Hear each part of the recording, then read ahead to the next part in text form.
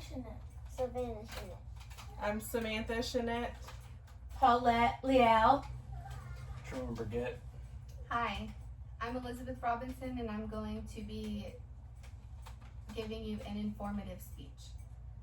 How many of you have or have had a dog? For those of you that haven't, the idea of a dog can be scary. You may have even heard or were raised to believe that they can be dangerous.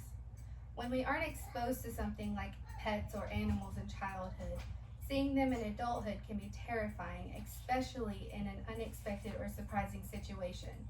It was the opposite for me. I was heavily exposed to pets. The pets in my childhood were my responsibility. I was shocked to learn that not everyone likes dogs. I was ignorant to that fact, actually. So today I'll be discussing the benefits of having a dog as a companion at any age.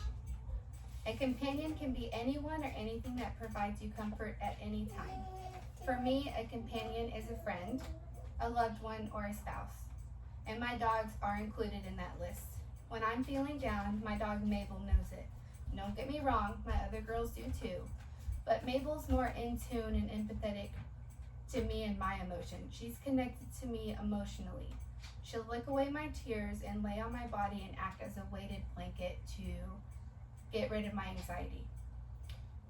When I get home, they all come running, tails wagging, smiling faces, and they bring joy and excitement. And that's just one of the ways that they bring me joy and excitement as companions. When I'm angry, they just have to look at me one way and they remind me patience. They remind me forgiveness, and they remind me kindness. They teach me to regulate my emotions daily. Companions are needed for all types of emotions: anger, joy, excitement, heartache, mourning. Dogs are pack animals. They thrive being companions. They will support you regardless of any mistake you make. And when you beat yourself up for it, they don't care, they don't judge. They're gonna love you regardless. But different personality types require different companion types. Are you an introvert, an extrovert? Do you like going on walks, or are you a homebody? Depending on who you are and what you like is what you need to look into specifically with what breed you would need. Like, grandma does not need a working dog. Next, think about your home work-life balance. Be sure you'd be able to accommodate the time for a companion.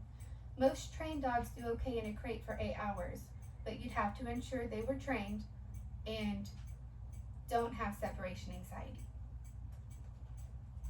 Last, you'd need to determine your set of rules. You can research and take advice from friends, but once your companion's home, you'll have to start figuring out a routine that's best for you, and you'll have to decide what you are and are not okay with. I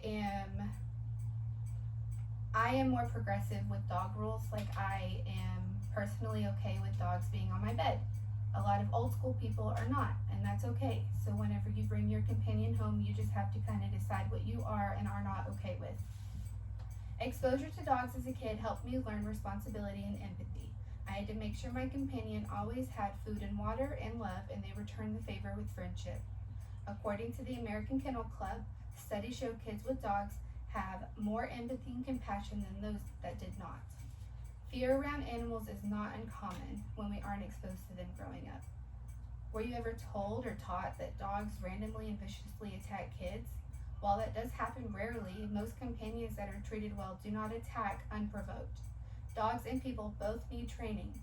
Teach your kids to respect animals' spaces, faces, and bodies. They're not to be hit, kicked, climbed on, ears pulled, tails pulled, or faces blown on. Protect your companions by training your child or teaching your child to respect them. Dogs feel anxiety and overstimulation like people do. When this happens, dogs can bite. But they show warning signs of body language, so it's your responsibility to learn their body language and remove all stimulants to protect your companion and anyone else around your companion. According to NAHF.org, dogs domesticated themselves 15,000 to 30,000 years ago. They were once wolves scavenging for food, and became a part of the human community. When they realized humans had food, they stuck around. Humans realized that these dogs would do things in exchange for food, like herding sheep or hunting, like Bella and bunnies. One thing led to another, and dog became man's best friend. Sometimes a dog is not just a dog. Sometimes they're farmers, police officers, and first responders. And sometimes they're just companions. Would you get a dog to be your companion? Yes. Thank you.